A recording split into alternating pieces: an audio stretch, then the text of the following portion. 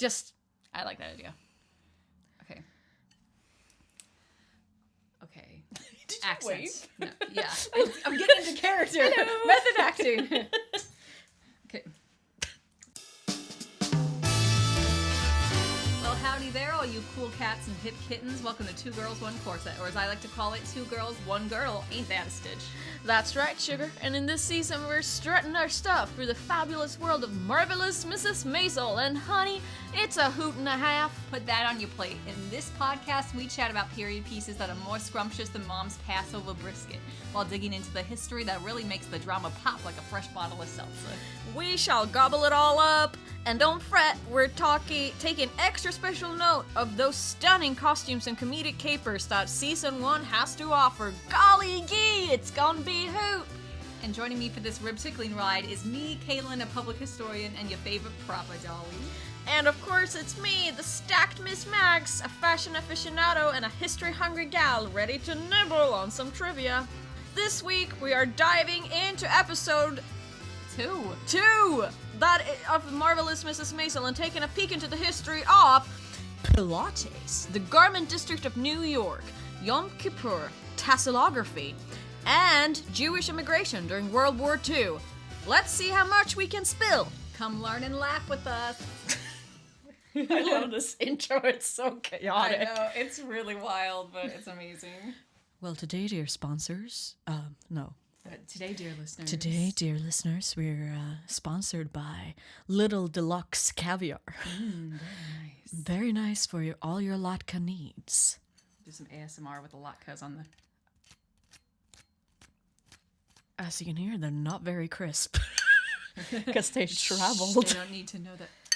These latkes are well traveled. They've gone on the TFL trains and buses. Well, as promised, Kayla, I brought you latkes. That was the only way to get you to come over once again. The only way you can get me somewhere is to say, Caitlin, there's a plate of piping hot latkes for you. As we know, we talked about latkes in the last episode, and I did promise Kaylin, and I heard it in the episode, and I was like, oh no. I should have known that Mags, of all people, because I thought she was joking when she said she was going to make latkes. I should have known Mags, of all people, follows through. No, I take on her food promises real serious. This is a delight and a half. You're getting the mukbang here, everybody. Mukbang. I could never watch those. They make me so uncomfortable. Well, I hope our listeners can listen. I heard a joke once. You heard a joke once? Yeah, it was very No good. way. On Game Grumps, Aaron is like chewing into the mic and he's crunching really loudly. And so misophonia is a condition that people have where they can't stand to listen to people chewing. And Jan goes, Aaron, don't chew. Some people have mesothelioma. Which is like the asbestos in your lungs condition. My favorite is though when people have hemophilia in their eyes. In their eyes? Where what is it called? Hemophilia is the blood condition. Oh yeah, shit. That's what took down the... That's basically what took down the Romanov dynasty. Oh shoot, what is it called when they have two different colored eyes? Heterochromia. Heterochromia.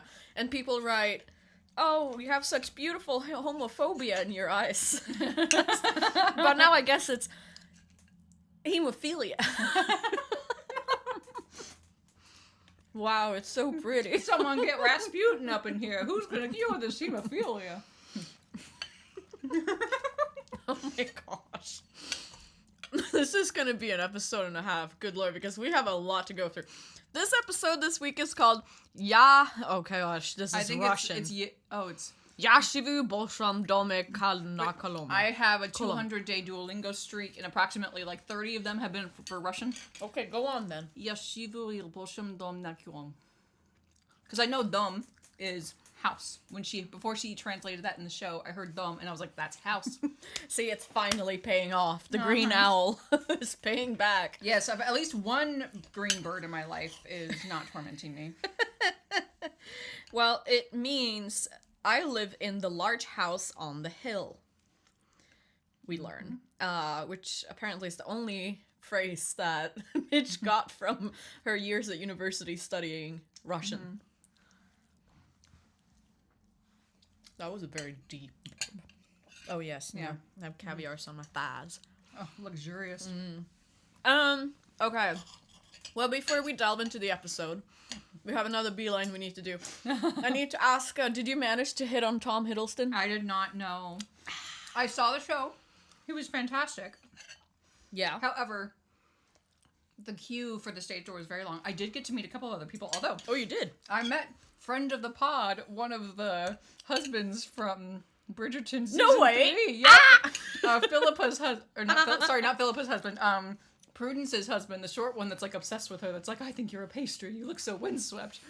I met him and I was like, dude, you were like my highlight of season 3, and he was like, oh, thank you. And he didn't realize how... You should have given him a card for the pod. We need to make good cards for them. Oh my gosh, we should. Maybe we'll get 40.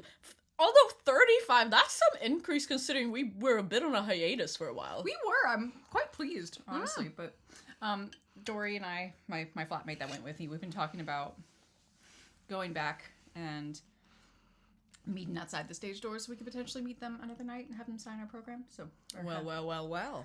Because the show is still running until May. Well, I also do need to ask, have you been massaging your gums? I did for like the first couple days. I didn't make a whole week. I did it like thrice, and I hate the feeling. I hate the feeling so much of like someone touching my... I don't know why. It's like almost ticklish, and it is funny. Like, it's like a warfare between me and my partner. It's that we lick each other's gums. That sounds disgusting. Enjoy your latke. But it's like, it's like you're wrestling, and then it's like, of course you lick each other's gums. There's no other choice. No? Okay. Well, my thing is, my gums aren't very fleshy. So rubbing it just feels like I'm like rubbing the top parts of my teeth. I don't know. I do not enjoy it. Like, it feels so ticklish. I don't know why. So, yeah, I didn't last either. Well, we tried, everybody, and I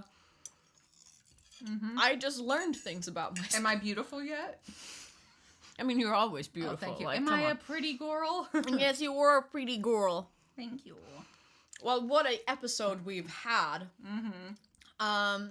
Let's dive head in, or belly first. I don't know. Midge finds out she will probably need a lawyer because she got arrested. She did not have... She's like, what do you mean, a lawyer? What do you mean? What do you mean? Which is so funny, the flip we kind of get in her situation based on the end of last episode. She was like, I've changed. I've spent like, I've spent time in jail. I'm a felon and stuff. And, in reality, she was there for like 20 minutes. But then the next morning when she's talking about having a lawyer, she was like, I paid bail. I was barely in there. Like, what does this mean? So, absolute 180. But I'd be ticked off too. But Lenny offers to give her a lawyer. So... Yeah, he has like a Rolodex of lawyers because they're all a little bit fed up with him and he probably owes them money. He does offer some great advice where Midge is like, I don't know what to do! And he just goes, well, it's morning, have breakfast. Like, honestly, there's... Same. Is so there much really wisdom. anything in the world that like can't be improved, at least with a little bit of breakfast? Honestly, not much. It's what they say, a nap and a snack. And Midge probably do need a nap. Because I don't know how much that woman slept. Especially last night. Being on the inside. On the inside. On the inside. I just want to make sure that Person changes a woman. Honestly. We do get a little musical flair here with Berry Sisters. Yeah, I was going to say Berry Vajok Sisters. Tuyok Tuyok is how I'm going to assume that's pronounced. Who knows? It was a good song, though. It's a good song. It's a good song. I would say it's in Yiddish? Question mark? Yiddish, maybe? Yeah. Yeah, I do believe. I should have looked that up. It is from 1961, and it's playing as Midge is walking back home, and you can really tell that she's not on the Upper West Side, and it's almost stereotypical. Like, people are throwing piss out in the street, essentially. She walks by some guy with his pants down, like, yeah. Oh, yeah. People having their, what is it called? Walk of shame home. It's fantastic. And there's a dog barking at her. It's... It's like walking through Brixton. No, Peckham. Oh, no, you're right. That's totally Peckham. Brixton is so gentrified. Let's be real here. either way, it is rather harrowing for her. But then she sees a window where her and Joel had breakfast after their wedding. And yeah, we're, again, gonna read this little conversation that they had. Because I don't need to see more than that. Alright. Pulling up the script on my phone to make it a little easier. Yeah. And she's having, okay, I should probably mention this. They have she has a memory flashback to when her and Joel just got married. I don't know if this the day off or the day after. I don't know. I feel like it could be the day after because when we think about it, like, she's giving that toast at dinner. Yeah. And everything. And then we cut to them having breakfast the next day. They got the bouquet on the table. Like, she still looks pristine, but I feel like not. I mean, when doesn't she? True. Yeah, it's probably the morning after, I'd say. That's the what wedding. I think. No. You tackled her. A nudge, a gentle nudge. You took her down like she had the ball at a 10-yard line. I simply felt it went to the wrong person. She'd waste it, and this is a very nice bouquet. Her ears are still ringing. It has gardenias in it. Brutal. My wife is brutal. It was perfect, wasn't it? Yeah, perfect. Perfect wedding, perfect breakfast, perfect life. So, last chance. What?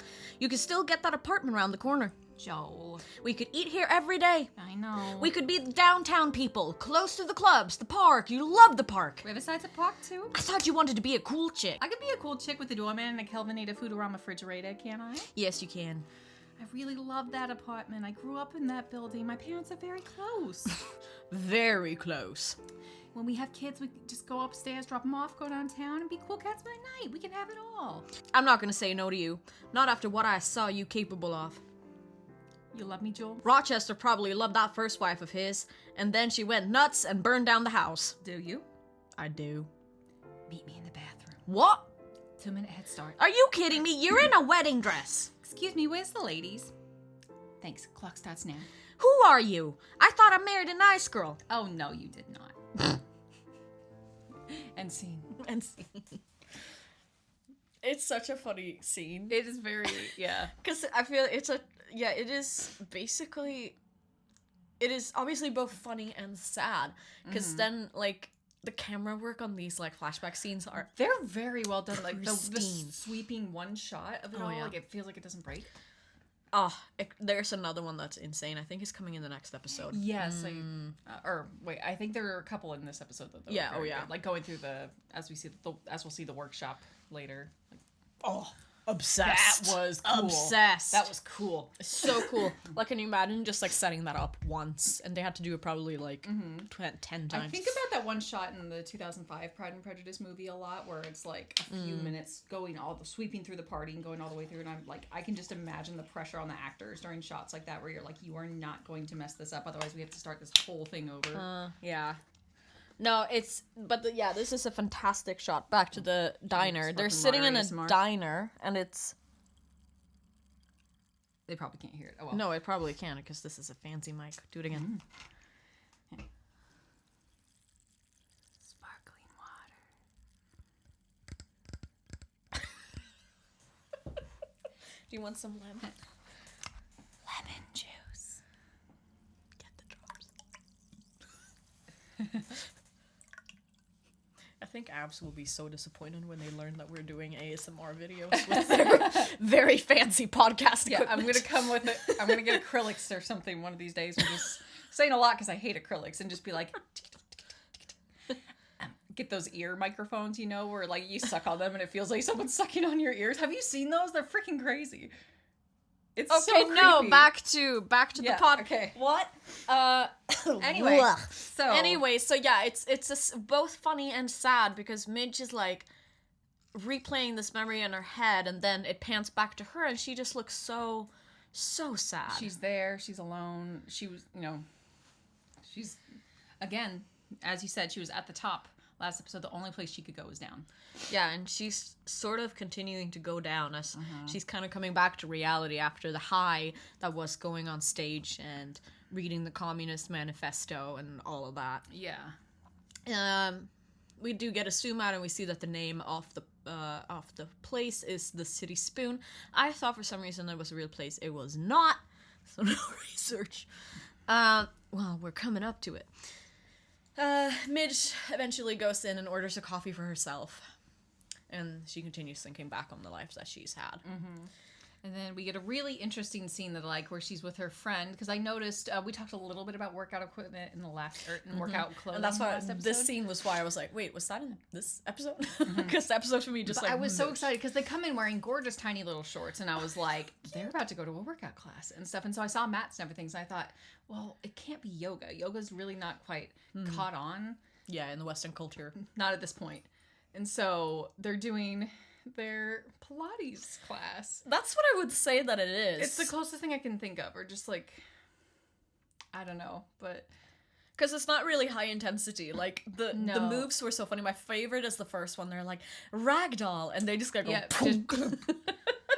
yeah, and like the shake it out, sort of thing. I was just like, it looks very, willy nilly. I like that they all have like this. They all have a glass bottle for their feet to grip onto while they're pushing their legs in and out and stuff.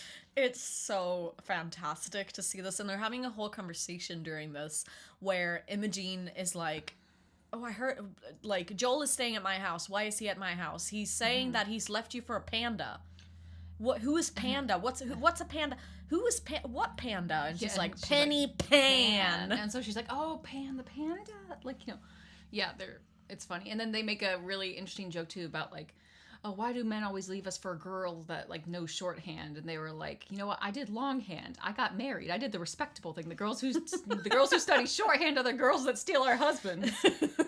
Which is so funny. I knew a lady at church. I'm hoping Carol's still alive. I haven't heard about her in a while. I haven't seen her in years. But Carol was incredible because when she was 17, she was in this really terrible accident. And so, because she invited me over one day and we just talked for like hours. But, oh, thank you. Coasters. Yep. And we talked for a long time. She gave me an old shorthand book of hers because when she was in a car accident when she was a teenager and she was bedridden for a while. And to make the time go by, she taught herself shorthand and she would transcribe TV shows and stuff. So then when she was graduated from high school and out and on her feet again, she could write shorthand like immediately. So she could sit in hearings and do shorthand and things like that.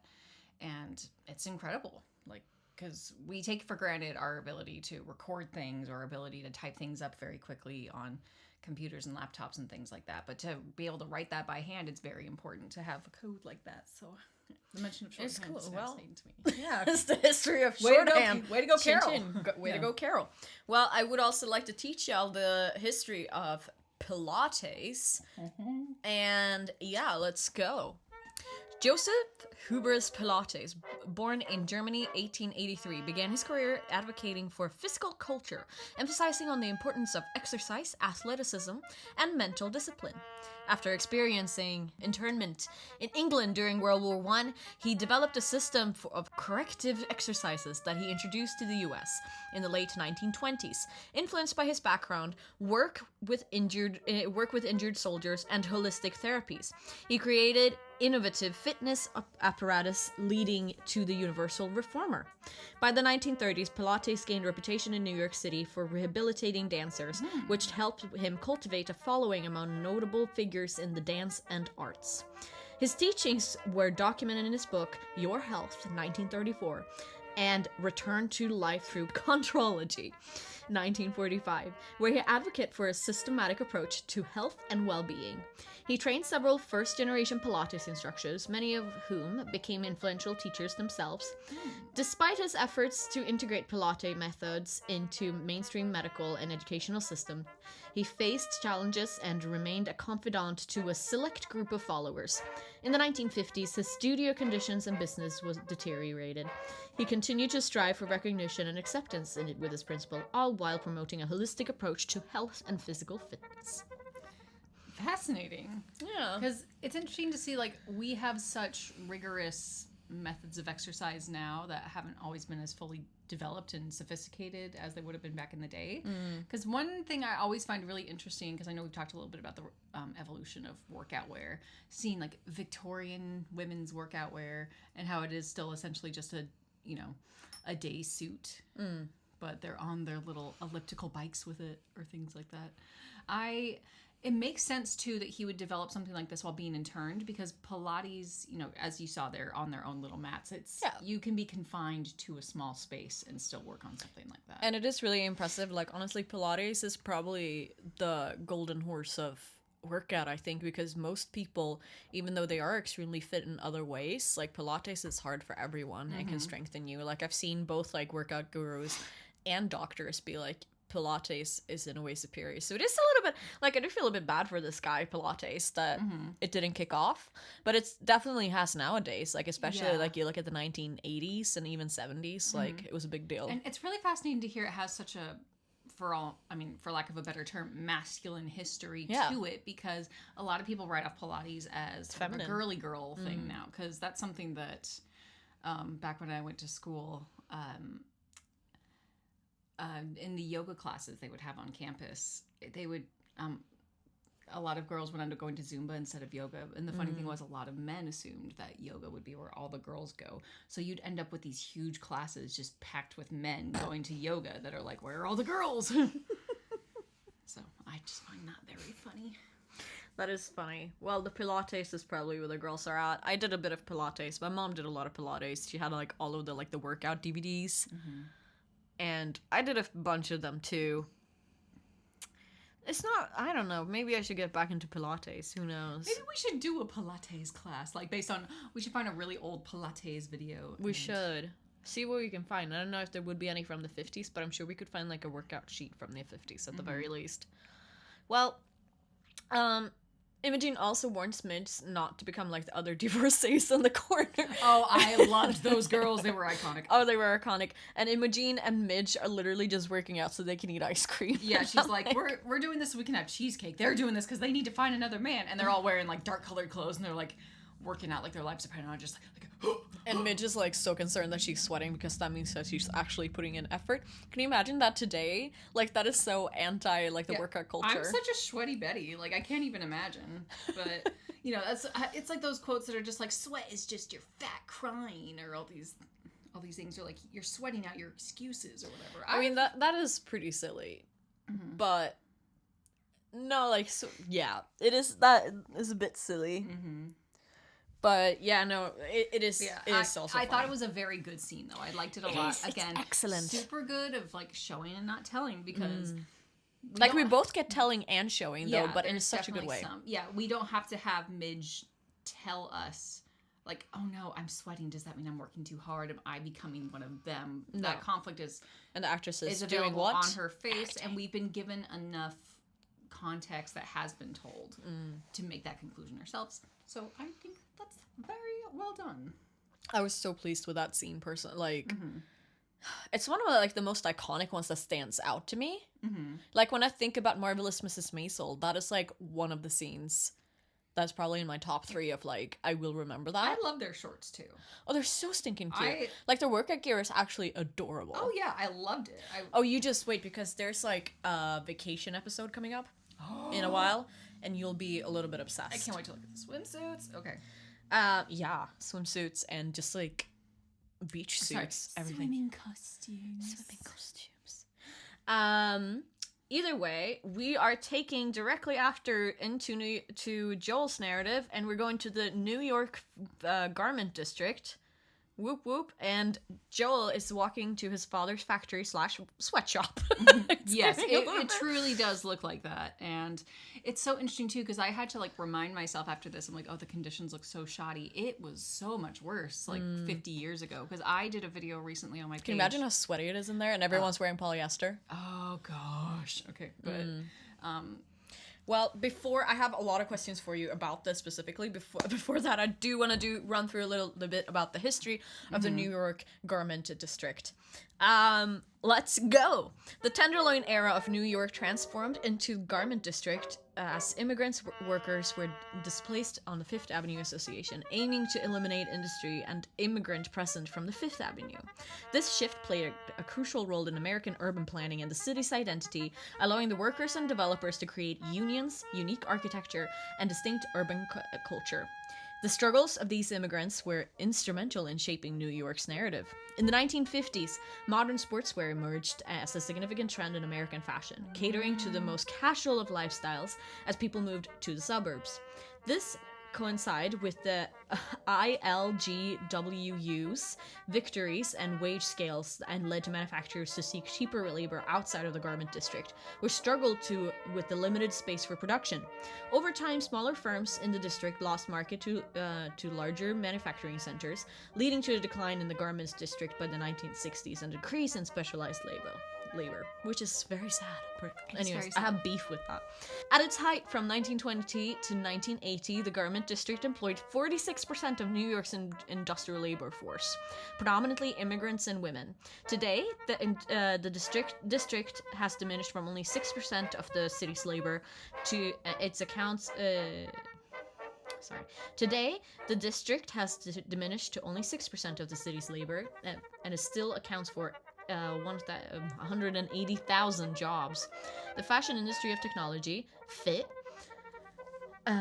of which 83% of undergraduates are women, reflects the district's legacy on the ongoing challenges for women that they face in the fashion industry, where only 14% of companies are led by women. So there's a book I'll have to lend you. It's called The Women Who Ran Fifth Avenue by Julie Satow. It's really fascinating. It tells the story about like 3 different women throughout history, one of whom went on to become one of the first female female millionaires. But what's really interesting about that point that you make about the majority of the labor force being made up of immigrants and women, I did a video recently on the Triangle shirtwaist factory fire. And part of the reason why companies would hire immigrant women was because women generally would be paid less than men. So it's more of a financial decision. And they believe that women had better dexterity to be making garments that. 100%. And they picked immigrants specifically because if they pick immigrants from diverse backgrounds, it's going to lead to smaller groups of them having the same language. And so it makes it a little bit more difficult to kind of unionize as a whole. You have smaller groups together that can communicate, but it's harder to get the whole company behind you. And when you don't have the best English skills or the best access to education in the United States, because if you're coming from an immigrant family, you're going to be desperate for your money. You're not going to have the money to, pay for a good education or to pay to, send yourself or your children to a decent university. It's so much easier to take advantage of somebody who can't communicate an issue with their paycheck, who can't communicate that they need like additional money. They have to just take what they're given. And it's so interesting too to look at the conditions in the workshop that we see Joel's father working in, because you look at it and you're like, this is horrible. It used to be so much worse 50 years before then, because there were no regulations for any safety. No safety. There were work hours. Yeah, there were work hours and stuff, like fabric scraps were left near live wires and stuff, because we don't, in the 1950s, wires aren't going to have that plastic coating around them that protects them. So it's so easy to get electrocuted. It's so easy for sparks just to go fly and catch on things too, especially with their fabric scraps. So it's wild. It is. We do kind of get the idea, though, that the factory is kind of...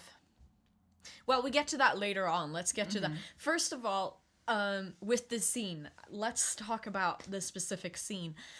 We meet Marvelous Maisel.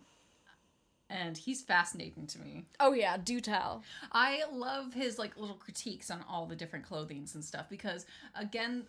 fashion, because it's so predominantly associated with women, it was fascinating to see a man be like, that's a sweetheart neckline, we need a halter top neckline and stuff, and he's really taking charge of it. But there's no diminishing the fact that he is a man and that he is in charge. It's not mutually exclusive that he works in fashion and he is a man. It's something that's refreshing to see, especially in a time period like this, even though, as you said, that is still very much the case in a lot of places, because a lot of men are still at the top of the food chain when it comes to fashion companies. But he's such an interesting character, because we get the idea he is very clearly the boss of the situation. He has the only office in the building. But he's still so involved in his product, which I personally find really interesting. And he is clearly not making a fashion house. This is quote unquote fast fashion today, but like it is for for the lower class, middle class. It's an everyday woman's. Yeah, it's everyday wear for sure. And it's just really, it's good. It's good. And like in the middle of the factory as well, like in this shot, we see like models standing around,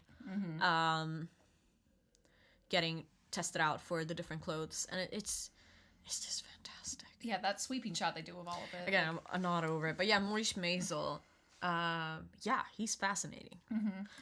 And we get a scene where Joel takes him aside to speak to him and to break the news. Yeah, and he's like, "Are you sick? Because your mother-in-law just called me and said that the entire family was sick." So we know that... But you're not sick because you're here. Yep, so we know that Midge's mother has been trying to do damage control and trying to keep the word from spreading. As if that's going to stop it. But, I know. And Abe has called Moish to say that the break... Oh, no, it was Abe. It was Abe. It wasn't Rose. Oh, Abe. But it was probably on Rose. Rose is very much a schemer. Oh, as we'll see. Oh, she schemes, but... Yeah, so she's gotten Abe in on it, because I feel like Abe is a bit like, even though he likes to think that he's the head of the house, it's probably Zelda and Rose. Oh yeah, no, they're absolutely running it. Oh yeah, it's so funny. And yeah, they have canceled Yom Kippur. Let's talk about that Yom is a huge Kippur. deal. That is such a huge deal in the Jewish community, as we'll see, because I see a lovely description you put together. I can't remember if I had that in the intro, but surprise! We're talking about Yom Kippur. Yeah, Yom Kippur or Day of Atonement is the holiest day in the year of Judaism, focusing on seeking forgiveness and reconnecting with God. It commemorates the Israelites' atonement for worshipping the golden calf shortly after leaving Egypt, marked by Moses' prayer for their forgiveness. Yom Kippur, which falls on the 10th of Tishrei, is associated with the service in the tabernacle, particularly involving the high priest's rituals. The days leading up to Yom Kippur, known as the 10 Days of Repentance, emphasizes on prayers and mitzvah observance.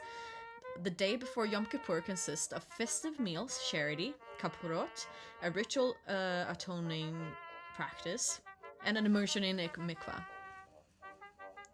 On Yom Kippur itself, work is forbidding, and participants practice self-denial through fasting and abstaining from various activities like wearing leather shoes and bathing.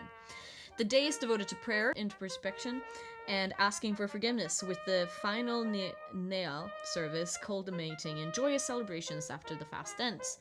Despite being a solemn occasion, there is an undercurrent of joy due to the spiritual focus and hope for forgiveness and a blessed year ahead. Following Yom Kippur, preparations begin for the upcoming holiday of Sukkot. Alright.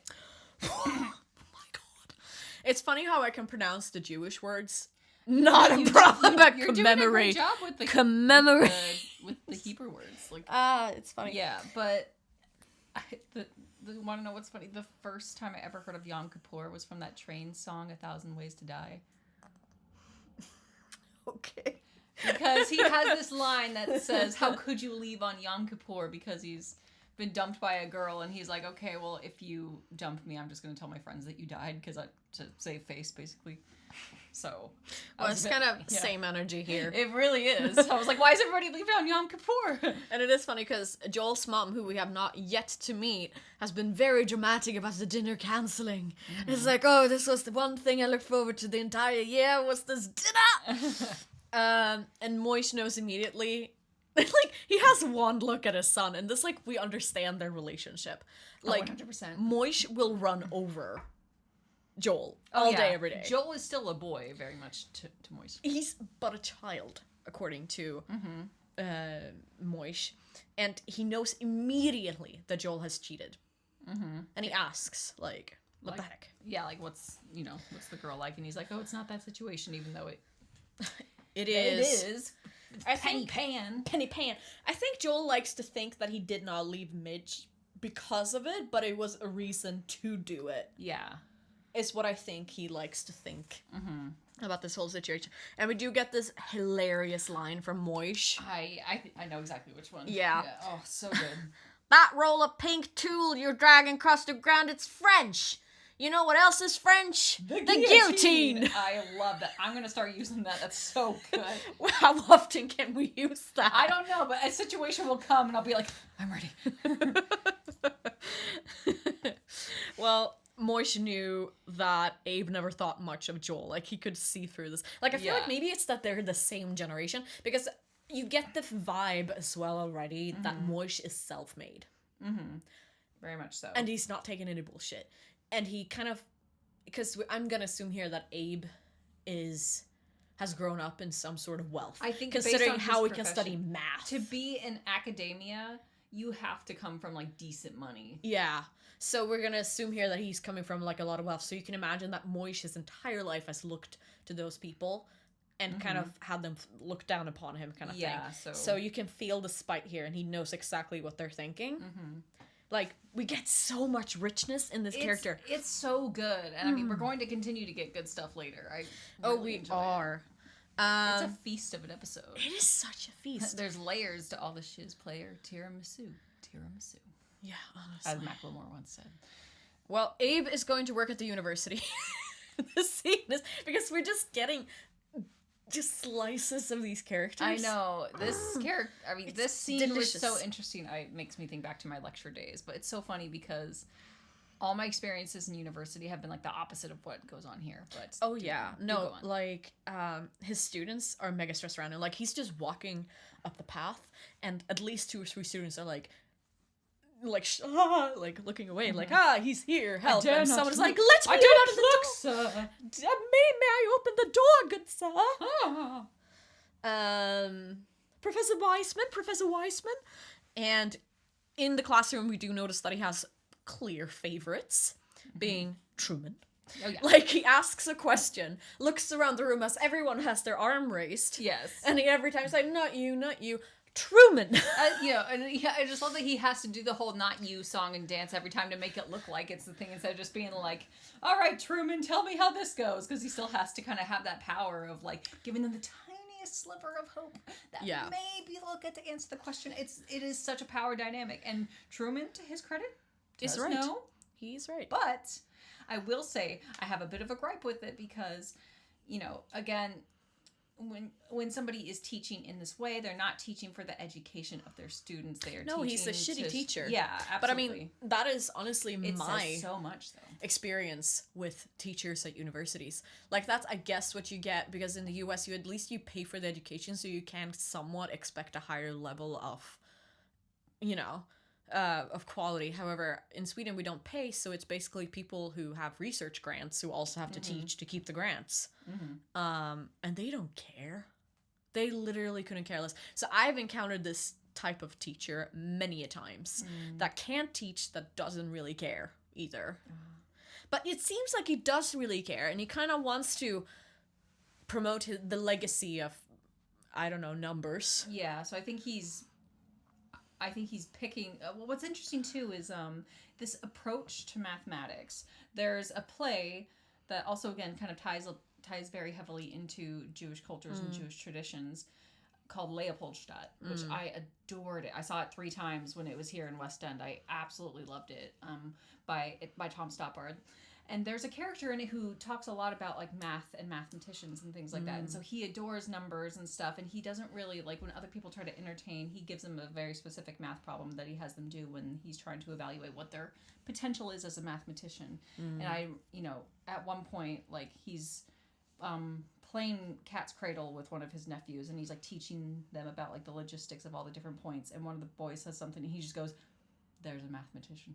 He's finally found one." And I just, again, find it interesting that sort of...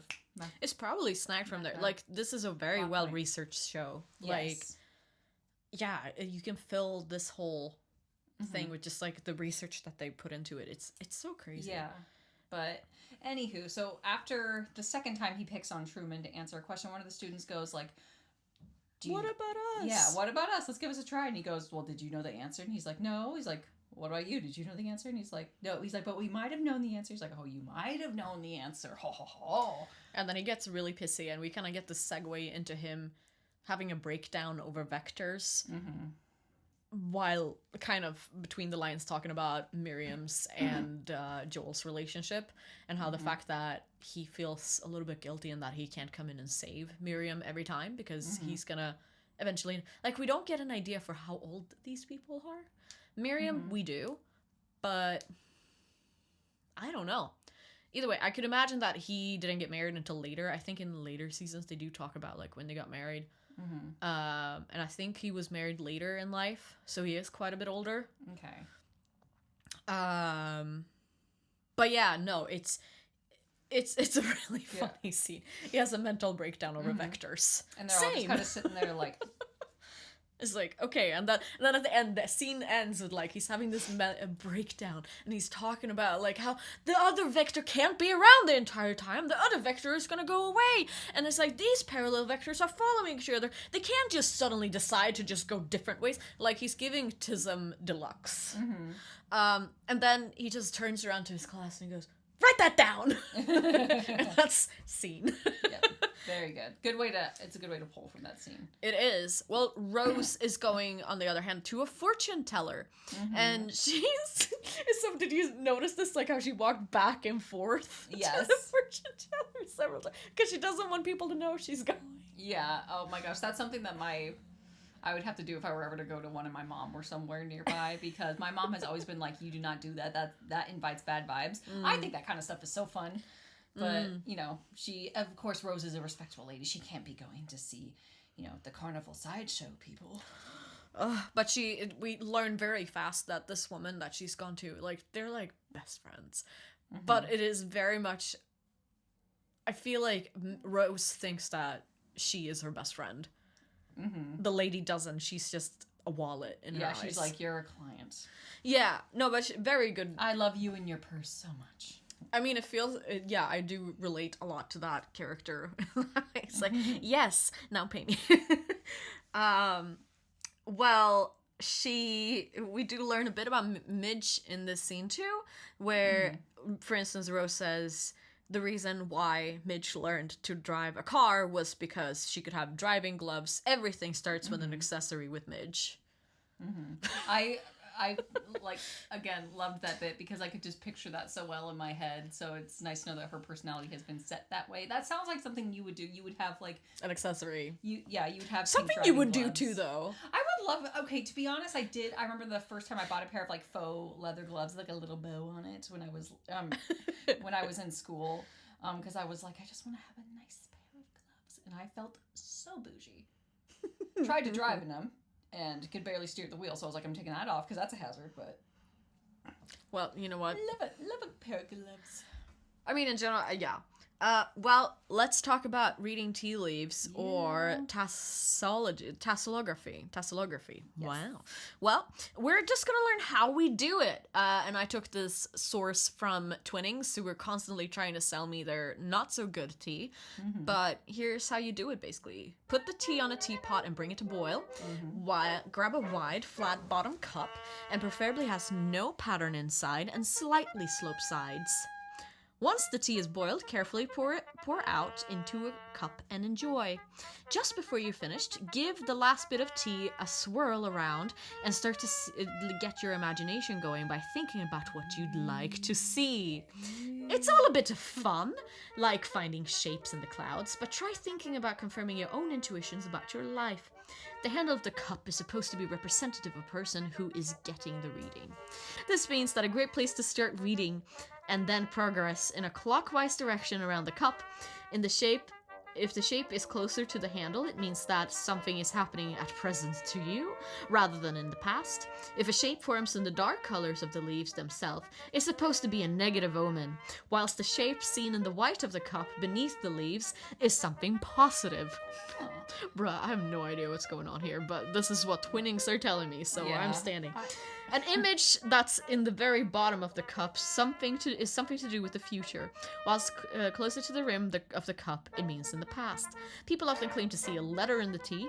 This is believed to be capital letters are referring to place names, while lowercase are referring to someone's name. So an L might mean something exciting in London for you, whilst if you see whilst an L, like small lowercase L, might be a sign of a blossoming romance with Liam. I was gonna say Liam Payne, but he's Tree Liam. Rest in peace. Sorry, actually. Tree Liam. Tree Liam. Well, that's how. I don't know. Is this something we want to try for next week? I would love to try this because my only experience really with like tea leaves and stuff has been, of course, the reference in Harry Potter where she goes, "My dear, you have the Grim." Yeah. You know, which again, I feel like Harry Potter should not be your main source for anything. No, especially on how to, you know. Harry Potter, oh my gosh, don't get me started. She's infuriating. Yeah, no, anyway, we're not going to get into that now. But, yeah, no, I do think that would be fascinating. It is. I kind of would have liked to go to someone who does it, because I feel like we should go to one and, like, report back on our... Tarot cards, I don't like, personally. I went to a tarot card reading once in Scotland, and this lady read my card, and she was like, are you single at the moment? And I was about to be like, why, you want to take me out? But, you know, I didn't. I should have, but I didn't. And so, she was just, I was like, no, I'm not actually. And she was like, okay, because now might not be a good time to get into a relationship, because this is what I call the dick slinging card. Basically, you're going to have a ton of men after you soon. And I was like, what? Because at the time, when did this happen? It happened in 2021, and to be honest, it did not really follow through. At the time, I was in a situationship with one guy, and I was like, but I want it to be him. I don't want anyone else but him. And then I got dumped by him a month later. Wow. It was around the time that Olivia Rodrigo's album Sour came out, and everyone was like, this is a great way to cope with a breakup. And I was like, I can't relate. I haven't broken up with anyone in a while. Then I got dumped later, and I was like, Olivia. You're like, good for you. You look happy and healthy. I binged that, I think, for a month straight, and then after that, I went right for Lucy Dacus, because I was a depressed bitch, man. Anyway. It was around that time I met you. That explains so much. You got depressed? No, I said that explains so much that you were able to, like, recognize my bad vibes immediately, because I was, like, depressed. Because a man who looks like... What do you mean? I love you. I know you love me, but I know you said you felt vibes from me immediately and stuff about me being, Oh, no, you were just having not a great day. Yeah. Because I was upset over the fact that I got... And you were busy being beautiful on the stand, directing music. Oh, thanks. Yeah, I conduct the music at our local church. But, you know, I was so sad because I had been dumped by a man who looked like the rat from Flushed Away. You better not be listening to this. He's not listening to this. There's no way he's listening to this. Well, if you know someone who looks like the rat from Flushed Away. Every man looks like the rat from Flushed Away. Sean doesn't. Yeah, and that's why I'm going to marry him someday. That's like your criteria. Yeah, I'm like, do you look like the rat from Flushed Away? No, we will be together forever. He's been the only one to pass that criteria so far. Oh my gosh. Well, we do find out from the tea leaves in Marvelous Mrs Maisel that the venture will lead in peace and happiness, and Mitch will land on her feet. We can only hope so. We can only hope. She gives Rose a stinky charm, and she's like, put this under her pillow. Tell her a rat died in her wall, which I thought was very funny.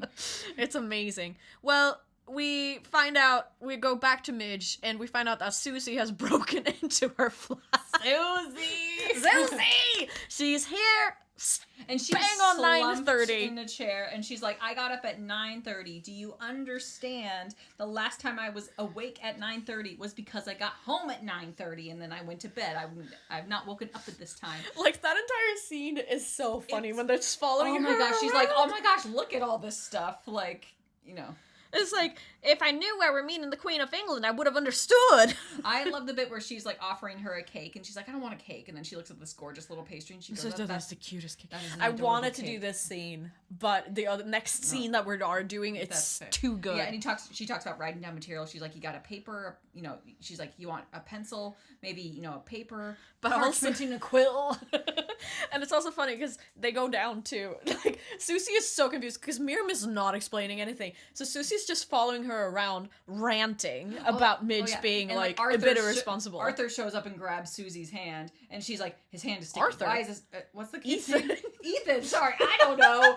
He's a child, I don't care. So Ethan shows up. Ethan shows up and grabs Susie's hand. She's like, the child is sticky. Why is the child sticky? What has he done? And then she's like, your child has given me the bubonic plague. And she's like, it's jelly. It's jelly. Children have jelly. Yeah. Children get sticky from jelly. Well, it all ends up with Midge basically blowing Susie off. It's like, I'm not gonna do this. Yeah. It wasn't me who did that last night. It was like some sort of psychotic version of me. I'm not gonna do it. And Susie's like, I wasted my time Yeah. going all the way here for you to be I didn't even a have a brat. doctor's appointment. I didn't even have a doctor's appointment. And Midge gives her bail money in hopes that this is it. I'm never going to see this woman again. Yeah, and then, like... Well. Rose is setting up dinner for the night, and... Oh! We saw Zelda! We did see Zelda! Zelda was great. I Also, love Zelda. one thing I loved, too, that was very funny is, I think we discussed it in this bit where, Midge doesn't realize that she flashed the crowd. Yeah. So she's like, oh, I swore a couple times and that's it. And Susie's just like, you pulled the strap down on your dress and you showed off those tits. It's full on cabaret license. Yeah, she's like, no, I did not do that. And so she's like, you freaking, you got nice boobs. But You got nice tits, but very you clear. got nice tits, but keep the tits where they should sit. Yeah. Well, Zelda, we get a little bit of her. We don't get any real, her talking a lot, but I'm just excited about Zelda. Zelda's great. Zelda's such a cutie. Well, either way, back to Rose. She's setting up dinner when Shirley calls. Shirley! Friend!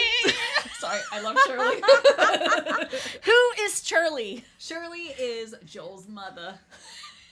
This is the Jewish mom. This is the Jewish mother that we love. This is the Jewish mother I needed you to meet. Shirley, I love you. I would die for you, darling. We have a conversation. I don't know who is doing who. I feel like you're... Can I be Shirley? Yes, you can. But I also feel like I've already got Midge. That's a really neat No, meaty you do role. it. It's fine. Okay. I'm the backup cast here. Okay. Am I then doing both Rose and Abraham? I guess so. No.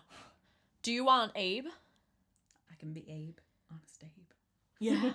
Okay. I can honestly say I'll be Rosie. Okay. I'll just sound a little bit like I'm high on Mother's Little Helper. Okay. All right. Rosie? Oh my gosh. Rosie, is that you? Yes, it's me, Shirley. Rosie, I'm beside myself. I feel like a building just fell on my head. A whole block. I feel like 34th between 6th and 7th just fell right on my head. I thought dinner was on the table. Calm down, you sound winded. I see carrots, potatoes. Oh, hey, salad's on the table. I'm talking to Shirley. Shirley? Oh, great. Tell her to hang on. I want to put her on speakerphone. Shirley, will you hold on a minute? You're not hanging up on me, are you? No, I'll be right back. People think I'm such a strong person, but I'm not. Hurry before she hangs herself on the phone cord. Okay, and go. Shirley, you still there? Barely. Okay, good.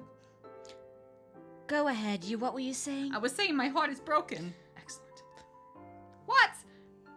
Nothing. Go ahead, Shirley. I didn't get to have my Yom Kippur dinner. It was ripped out from under me. Just like when we went to Boca and we saw this musician and he ripped a tablecloth from under a completely set table. Only in my case, everything falls to the floor and smashes into a million pieces. Tell her to speak up a little. Shirley, dear, could you speak up? I look forward to that dinner all year. And then I heard you all had such a terrible flu, my heart stopped. I mean, the flu is very serious. People die from the flu. But when Moishe told me that you didn't actually have the flu, I was so relieved. Thank God, I don't have to worry about that. But then he said the kids split up. And suddenly I just wished everybody had the flu. Split up? Now what do I have? No Yom Kippur, no daughter-in-law, no grandchildren. You'll always have the grandchildren. Oh, well, sure, yes, as a concept. Shirley, when did you hear that the kids were breaking up? Just now. You sure? Yes, Joel came to see Moishe this afternoon and... Wait, who is this? Who am I talking to? That was Abe, Shirley. Now try to calm down. I promise you'll see the grandchildren again. When? When am I going to see them again? Next Yom Kippur? What am I, 20? I could be dead in an hour. I hear there's a terrible flu going on. No, the flu wasn't real, Shirley. The flu was an excuse. Now people need an excuse not to see family. What a world.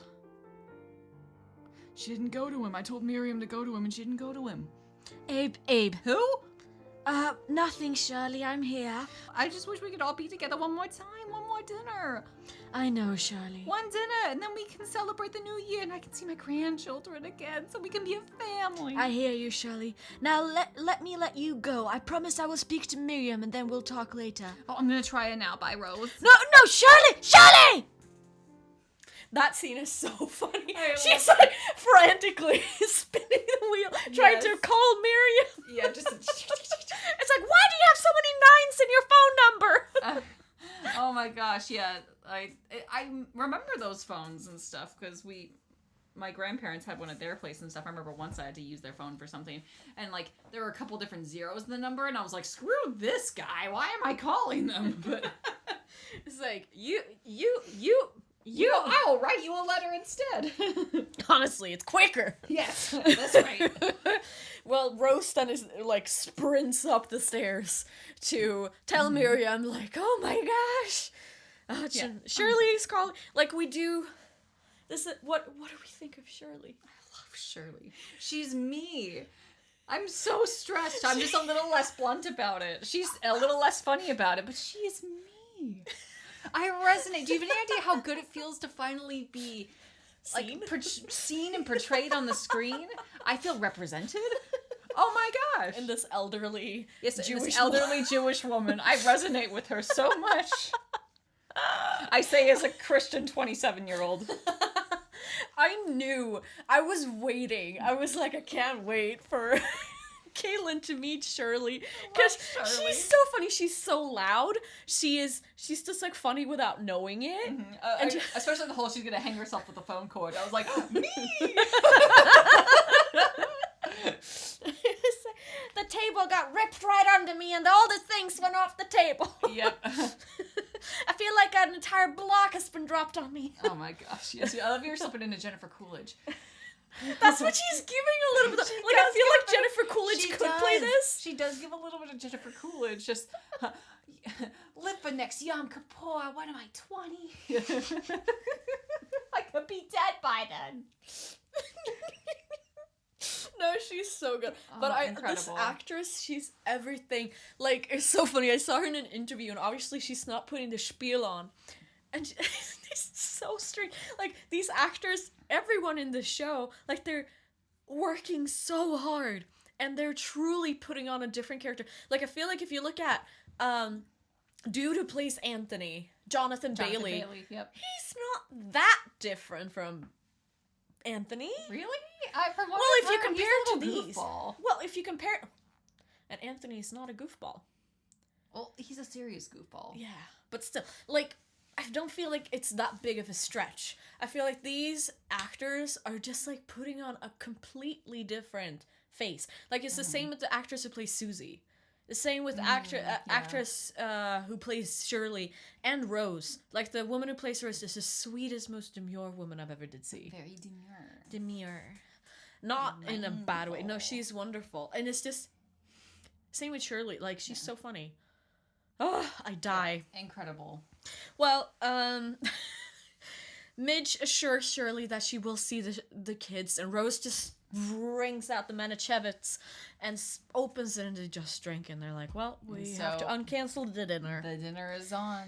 Midge is getting ready for bed, and we get it's a little bit sad. It is kind of sad. Showing, not telling. She is about to do her whole beauty routine, and she's like, I don't have about to put her lipstick on right before bed, and then she's like, I don't have to do this. I can just put my cold cream on and go to bed right now. Yeah. She doesn't even roll her hair. Like, you know? Meanwhile, Joel's at work, and there's a new secretary. What do you think of Mrs. Malkovich? I loved her. She was just like, oh, when you were little, you used to run around in those little green pants and stuff. And I was like, I find it funny, though, because it's very much the sort of dynamic we're getting for Joel in this episode is that he's being reduced to a child. Yes. When he's trying to feel like a man making a decision, and it's maddening for him. But he's also very upset about this because Penny has been moved. Pan has been pushed into a new department. And it is so funny because he runs up to his boss and he's like, yo, the frick! He goes and they're like, Mrs. Moskovich is the best person around. We wanted you to have her because you're so important to the company. And it's like, no, where did this come from? Oh, it came from the very top. Cut to Moish. Yep. Moish had everything to do with this. He figured out that it was the secretary. We find out Moish has funded Joel's entire life. He's the one who has gotten Joel his job. It's not on Joel's credit. Yeah. Like, imagine that for Moish, though. If we consider his background, like, he's such a good character, because we consider his background, and he had to fight for everything, and here he can just give his son anything, which is, you know, also a double-edged sword, because Joel is now a lazy POS. Yeah. right? Yeah, absolutely. So it's got to be maddening as his father to look at your son reaping so much of the fruit of your labor and not really doing anything to truly appreciate it. Oh, yeah. Or truly deserve it either. So Well, I must say that, though, like, he is justified for what he does. Mm-hmm. Like, we also learned later on in the episode that... No, we learned that now, that Joel was offered work at the factory to probably work some admin job for his father's company. But Joel didn't want that. Yeah. So Moish pulls out his, so he's working for this Tupperware company and stuff. Yeah. Like, Moish is a good guy. He is. He's like, yeah. Like, at the root of all of it, he is a good guy. He's a good guy. And it's like, I can't wait for you to see, like, his and Shirley's dynamic because it's I can't wait to see. It's chaotic. But, yeah. No, it's amazing how well he knows his son. Mm-hmm. Anyways, and it never feels like, we feel like he just wants the best for his son, like, the whole time, like, he just wants the best. Mm-hmm. But also now he realized that, okay, it's time to be harsher with you. Yeah, let's go. because he realizes by not being harsh with his son is not getting the best that he could. Yeah, and I don't, actually, speaking of, I don't really know if it is justified how harsh he is with Joel, because I think he thinks his son is lazier than potentially Joel is. Could be. I feel like, I don't want to give Joel too much credit by saying that he's misunderstood, but I feel like he's does slightly. feel misunderwood in the Misunderwood, man. Miss Carrie Underwood, but yeah, no. I feel like he does feel misunderstood in a way because I think people are pinning his decision to leave on just a casual little affair as the average man or something, whereas he's clearly dealing with something a bit deeper than what it is. So, oh no, for sure. Like, his life has not turned out the way he wanted it. And I'm sure, like, if Moish was more he was more honest with Moish would have somehow supported him in that. Because it seems like he truly loves his son and he truly knows his son. Yeah. Well, yeah. He just hasn't been honest with anyone. It is an interesting dynamic. And it is. It's enough for me to be interested in hearing out more of Joel's story. Oh, yeah. And his character. No, you see now, like, even this character who is so deeply dislikable, really. Like, we still feel for him. Yeah, we shouldn't. Yeah, because usually you wouldn't feel anything like that for somebody who's going to cheat on their wife. Yeah. That's like, one of the cardinal unforgivable sins when it comes to media and stuff. You cheat on your wife, you're a bad guy. You're a scumbag. We don't like you. No, all of these characters are just so insanely. But he's human. Interesting. Yeah, they all feel so real and they all feel so human. That even though they are a bit of like stereotypes, they still feel real. Like, if we look at Shirley, who is basically the stereotypical Jewish mother. And I adore her. And Jewish boy mother, important to point out. Like, we still know her. We still understand her. Like, even when they just spoke about her, how stressed she was that the dinner was off. Like, it's interesting. It's character. Well, we cut to Papa Loves Mambo by Perry Como. Such a good song. Yeah. No, I was like, Papa Loves Mambo. Papa Loves Mambo. It was good. Midge is setting up for dinner with the help of Zelda. Zelda! Oh, Zelda. Zelda! And Midge is wearing a beautiful red dress. Oh. She's finally put on a dress and is getting Joel back? Yeah, like Abe's been pushing for her to like dress nice and put some makeup on and do her hair up all fancy and get Joel back. But Abe kind of looks at her get up and is just sort of like, Yeah, because Abe is obviously very conflicted here how he feels about this. Because it's like, he never really liked Joel, but then Midge has set herself in that situation. So it is what it is, but also, he's fighting this. And it is funny, Joel knocks on the door instead of just walking in. Yeah. And they're like, oh, you feel that. Yeah, because he's in an awkward situation. He's like, I was going to walk in, but then I was like, I left. So I don't really have the right to walk in, even though I once lived here. And he's respectful in that sense. Yeah, I gotta say, credit to him for not just being like, I live here. I'm just gonna walk in, because it would be very, I feel like it'd be very stereotypical for him to be like, I walk in, this is my house, and Midge to be like, it was your house, or something. But Well, yeah.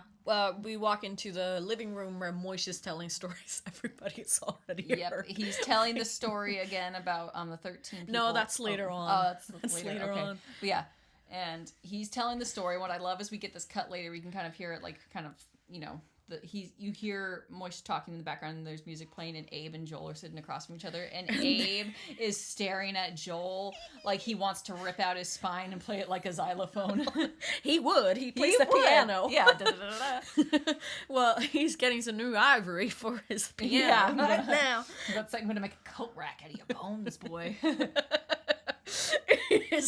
It is like, if looks could kill. Like, it's that. Like, I feel like that's overused idiom, but if looks could kill. Because I remember I remember watching that. I had to, like, go back and watch it again because I was like, oh, I want to see it again. Like, that actor, he ate and served the entire dinner by himself with that look. He's my gosh, I love that actor so much. He's so funny. I always well, forget his full name. Abe drags Joel. Abe and Joel gets left alone in the living room. They refuse to speak to each other for the first bit. However, Moish speaks to Midge what to do kind of as a single woman, and he's essentially saying, get a hobby. Yeah, he's like, you know what's fun? Jigsaw puzzles. Very, you know, fields of wheat or flowers and puppies in a basket. It's like, he's so clearly a boy dad. He's like, what he's do just women like, do? He's like, you like ribbon or something, don't you? Go play with ribbon, you know? It is funny. Well, Abe finally breaks the silence and speaks to Joel in the bedroom. And Shirley and Rose are setting up in the kitchen. Shirley has brought a ton of extra food and no one asked for. And iconic. It's like, oh, I have this soup. Wait, do you have matzo flour? Actually, never mind. I'm gonna go get some matzo flour in my she's purse. like, it's okay, I have matzo flour. It's in my purse. See, I loved that bit. I was like, in your purse. I love you so much. Like, it is giving, because she's I wish we knew more about her backstory, like, because I'm sure she married... Okay, here's my guess to their backstory, because we don't get much, but I love them. Like, Moish and Shirley, they met very young. Very, very young. Yeah. And they just loved each other, and they've been working hard, like, or Moish has been working hard to provide. And she's just been coming along on this class journey with him. And I think that's why they're staying together. I think she's still kind of, it seems to me like she probably still has that scarcity mindset in a way. Yeah. So she's so focused on trying to provide for everybody and make sure everyone's cared for. Because I know it seems like one of those things, like, where it does seem like funny behavior where she's just like got all this stuff in her purse and stuff. But like, which is then a funny dynamic with Rose. Who is from this very upper class family. We'll learn later on, like, she is crème de la crème of the American family. She's just like, what do I do? Like, she's trying to be polite, but she's just like, please stop. Well, we finally rejoin Abe and Joel in the bedroom, and Abe is furious. It's like, don't look at me, look at me, don't look at me, look at me. It's so funny, because when he threw, what I love is he's like threatening Joel, and he was like, I would love to throw you out of the window, but like, you know, we're not up high enough and things. If I was in my flat, I'd throw you out the window, because that would make sure the job would be done. Yeah, he's just like, you would be flat on the sidewalk. He's like, they would scrape you off, he'd be a stain and stuff. Like, I don't think he says that part directly, but I'm surprised that Joel willingly went into that room with him, because the way Abe was looking at you, if he'd be like, come join me in my room, I'd be like, death approaches. I mean, I'm sure he felt like that. He was probably just like, this is how I die. I'm about to see a sledgehammer meet my face. It's so funny, because Joel goes like, hey, Abe, and Abe is like, no! Do not even address me. He's like, what do I call you? To me, I am nobody. Yeah, I loved that. That was so good. Do you sing that? To you, I'm nobody. I know, because sometimes I'll get nasty comment sections where people will have the audacity to actually like address me by my name or something, where they're just like, oh really, Kay? And I'm like, get your name out of my... No, get my name out of your mouth. Out of your keyboard. You take your greasy thumbs off your keyboard and you backspace those letters, you filthy man. Honestly, take a note out of Abe's book, I guess. I will. To you, I am nobody. I am pixels on your screen. You keep scrolling. I have said that before, though. I've told people who've gotten like super angry over video, I was like, do you understand that I am pixels on your screen? I am sound waves in the air to you. I am not a physical concept to you. Why are you so mad at me? Well, anyway, we're all taking a page out of Abe's book. 100%. Just like, I feel like I'm proud of him, considering like he's from, again, like a very upper class family, to actually express his emotions. Especially especially when he's been pushing for Midge to get back with him. You'd think that he would probably try to like. You'd almost expect him to be a little bit more opening to Joel in a way and try to convince him to stay, but he's just. And also the fact that Joel stays at that dinner, I think that also speaks. Why it was like, I think after first episode, most people like to hate on Joel a little bit. Mm-hmm. But I feel like this is a little bit his redemption episode at the same time he's being belittled by everyone and everything. Yeah. So it is really interesting dynamic here. Uh-huh. Yeah. It is fascinating. Because he stays for this dinner. And Joel is also welcome to see the kids outside of the apartment, is when him and Midge come to an agreement over. Moish starts giving a speech about family. And it very soon sidetracks into, I got 13 Jews out of Germany in 1943. Mm-hmm. And everyone is like, we've heard this. Yeah, we've heard it so much, and it's, I mean, I feel like we should probably do the trivia first before I discuss the line. Let's do the trivia. I have a little trivia here on Jewish immigration, because I was trying to look up private, like, because we all know about Schindler. Mm-hmm. And we know about these people who, like, got Jews out of Germany, but I was wondering, like, immigration to the United States during World War II. It's interesting because they put a break on it, I learned. They did, because they had the potential originally to save up to like 100,000 people, and they brought only a fraction of those people through. It's a little bit ridiculous. There were people in boats that came almost all the way to New York and then returned around. Yeah. I heard like about Drottningholm and stuff from Sweden, although they were somewhat safe in Sweden. Like, eventually they were safe in Sweden because nothing really happened there. But anyways, right, let's go. Jewish immigration during World War II to the United States. During the quest for U.S. visas, various Jewish and non-Jewish private relief agencies, such as HIS and the National Refugee Service, collaborated to support refugees. Founded partly by Jewish philanthropy, these organizations help individuals to navigate the U.S. immigration process, complete paperwork, and find financial sponsors, and secure travel to America. They also aided with Americanization, employment, and housing upon arrival, while providing essential supplies like food and medicine to those still in Europe, including working directly with internment camps. The relief workers operated in under great pressure and risk, raising funds and advocating for refugees in the face of public hostility towards immigrants. We would also like to... I would also like to recommend a webpage on yadvashem.org, where they have a special page actually dedicated to women who risked their life to protect Jewish family, especially in Europe during the Second World War. I found that really interesting because you can get like bios about these women and what they did. Ooh, yeah, it will be linked in the description. I mean, here, if I'm gonna theorize, because we never really get the story about how Moish personally saved a bunch of Jews out of Germany, I would say, like, what we learned here is that it was through financial sponsoring, I suppose.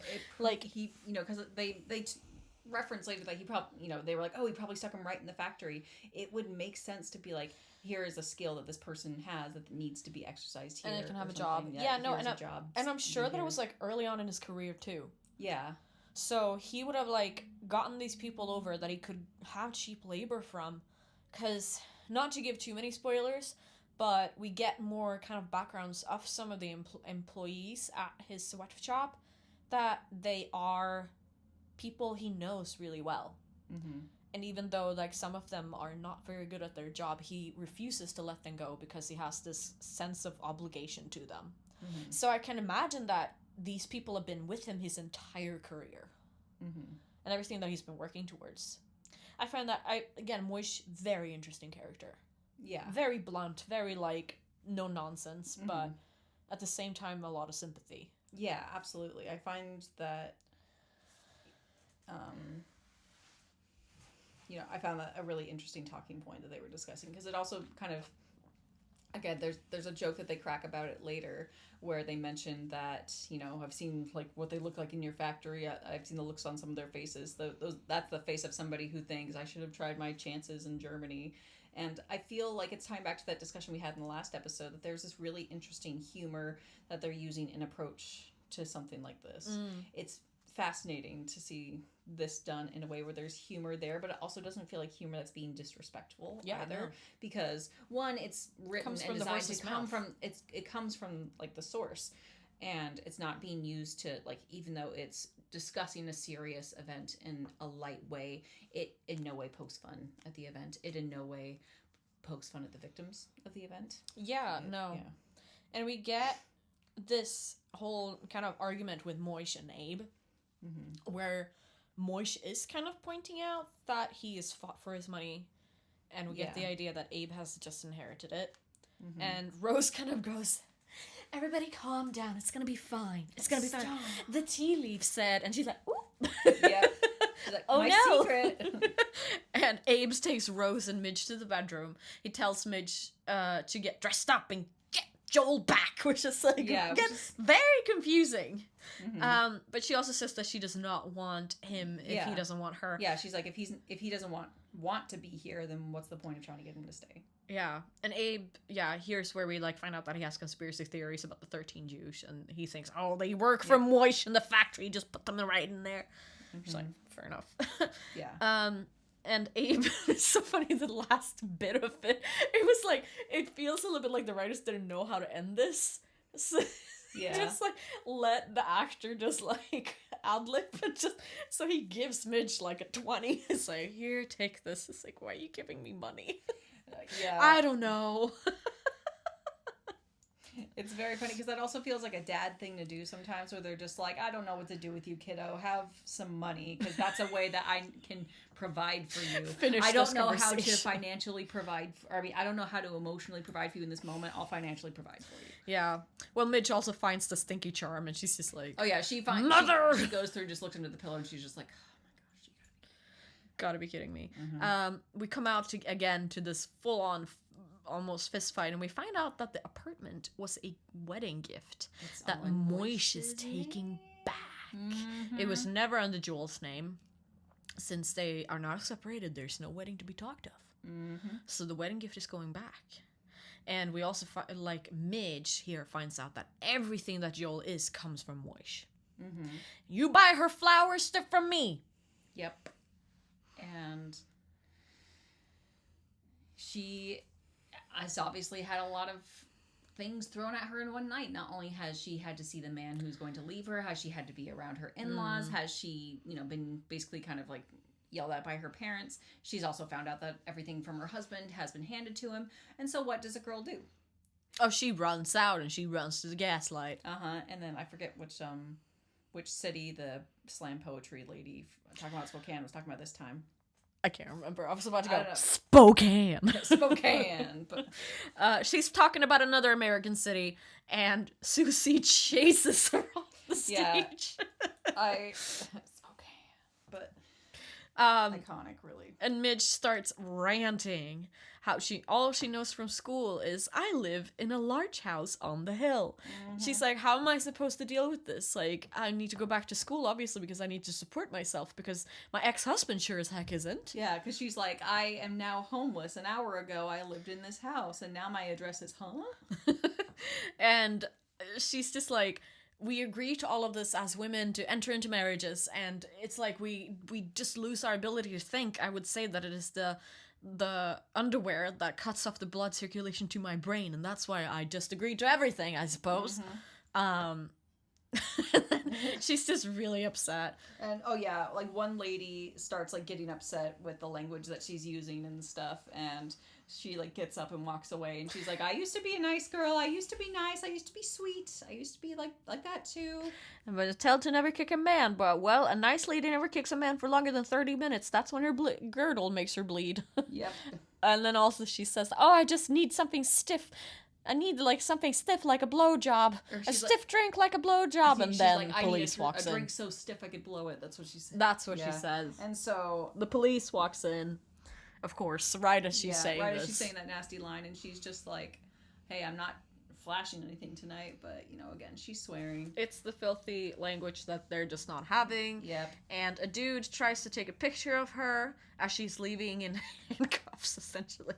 But Susie rips out the film and says, she's my client, you'll have to pay for pictures.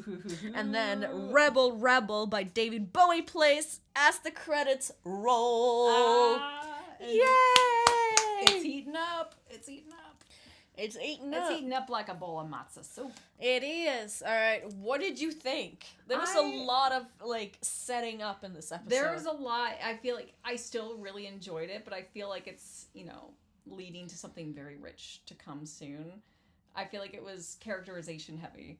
And so plot-wise, it's going to have some good payoffs later. So I'm excited. I feel like there were so many rich things to really dig into. We get a lot of, like, great family dynamics. And I'm glad that we do end on a point where Midge does kind of go back to the stand-up thing, because we took a departure from that, like, after Susie left, where that wasn't really a focus of the show. So it's good to kind of have it oriented back. Yeah, because she kind of, like... It wouldn't make sense that a nice girl like that wouldn't just throw herself into the stand-up comedy of it. Yeah, she needs to be pushed. Oh, yeah. No, she's been pushed.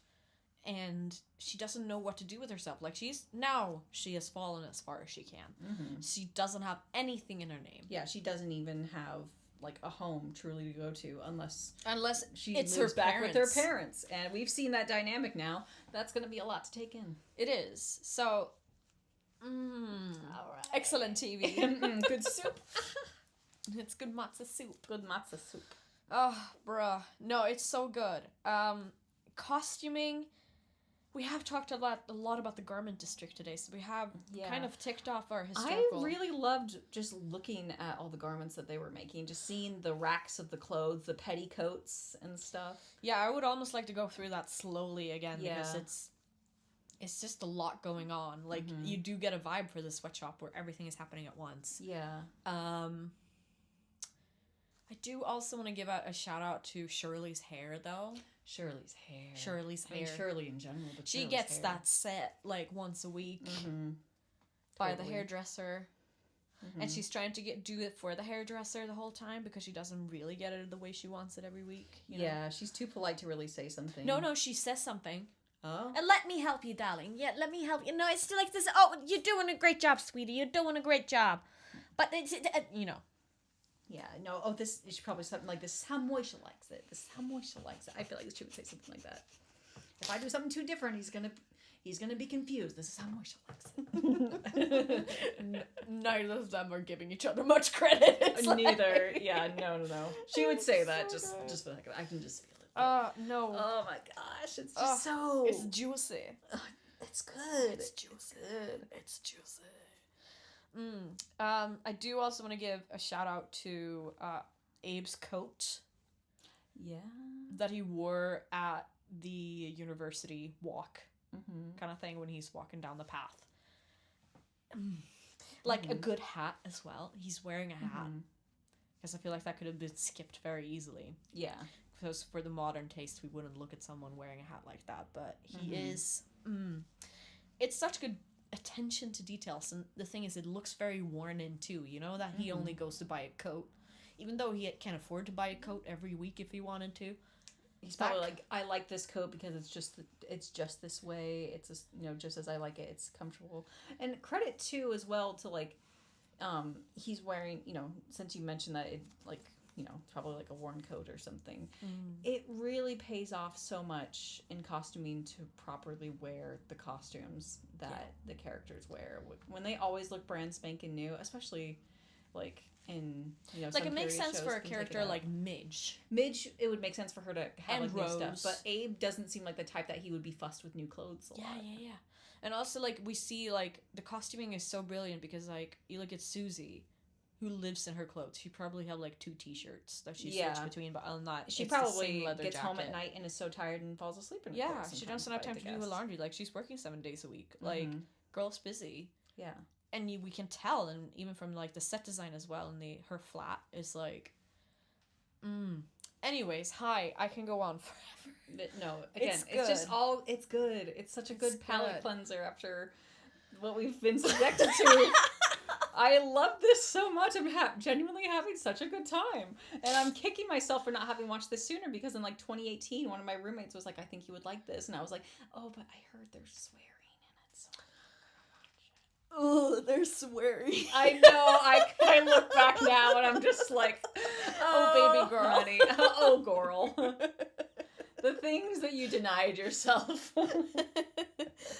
No, it's so good. What predictions do you have for episode 3? Okay, well, I think we need to have a session. I think at some point, Midge is going to have to do something that's more scripted, and I think she's going to struggle with it a bit. She's going to have a hard time trying to like put things out purposefully that are humorous rather than just saying it. I think she's going to find that kind of tricky. So she's going to have to find a good line between like improvising and like writing out her content because Susie had suggested let's write things down for you when they met up in this episode, but that got brushed aside very quickly. So I mean, she has a bunch of content in her little pink Filofax but thing. I think she's probably going to I think there's going to be a bit of a transitionary struggle. Oh yeah. I'm sure she'll pick it up soon enough. Yeah. But I feel like she's going to need to work out the kinks on how to transition that to the stage. Because as somebody that has done a couple experimental stand-up gigs before, again, I haven't really, ever since I got my visa, I was like, I don't really think I need to do this anymore. I'll just leave it be. It's so different to just be funny casually in a conversation with somebody and to make someone laugh in that way. Yeah. And then to try to transition something into a set on stage. It is really difficult, and it's really difficult to maintain that era of being funny on purpose. Demand. Yeah, it's not an easy thing to do. Yeah, no, I'm so excited for you to watch this, and I'm just like curious to see how long it takes before you just binge the whole thing. I was so tempted last week after I watched the first episode to just keep going, but I'm trying to pace it out so that way I can get the genuine reaction. Organic. Because I kind of skipped ahead with Bridgerton, so I was kind of jumping ahead and things. So if I can slow down and give people the genuine reactions. You have 35 people staring at you, 35 people in my room right now. And they're all carrying their pitchforks saying, Kaylin, where is our merch? And they're like about to drag me into the stocks and throw rotten tomatoes at me. Give us the merch. And that's only the Bridgerton themed merch. We haven't even gotten into what the Mrs. Maisel themed merch is going to be. I don't even know what that would be. Girdles. Personalized girdles. Well, Kaylin, 'tis been wonderful to podcast with you today. Shall we do a little outro? We shall indeed. You've been listening to Two Girls, One Corset. If you enjoyed what you heard, subscribe on the show on your favorite podcast platform. No, wait. Subscribe off the show. Subscribe off the show. Okay. To the show. Yeah. If you like this show, stop it. If you like this show, turn it off. If you like this show, enough already. If you like this show, shut up. If you like this show, you have nothing to say. If you like this show, go away. We don't need you. Stop it. Okay. No, please, come back. Come back. No, we need you. Come back. Come back. Sorry, can you do that again? Okay. This is so funny. Okay. You've been listening to Two Girls, One Corset. If you enjoyed what you heard, subscribe to the show on your favorite podcast platform. And don't forget that you can find us on Instagram and TikTok at Two Girls, One Corset Pod for behind-the-scenes looks and tons of fun content and updates related to the show. Please feel free to share the pod with a friend that you think would like the podcast, giving you good karma and another ear for us to talk to. The show was formulated by and produced by us, Kaylin and Max. The show episode was sound engineered by Abs, aka Seal. Music was made by Sound Art Take 4. Thank you for letting us use it. Links to different sources used in this episode can be found in the episode description. As always, dear listener, keep your corsets tight and your hearts open. Good evening. Good evening. Good evening. Goodbye. So long. Farewell. Good night. Good night.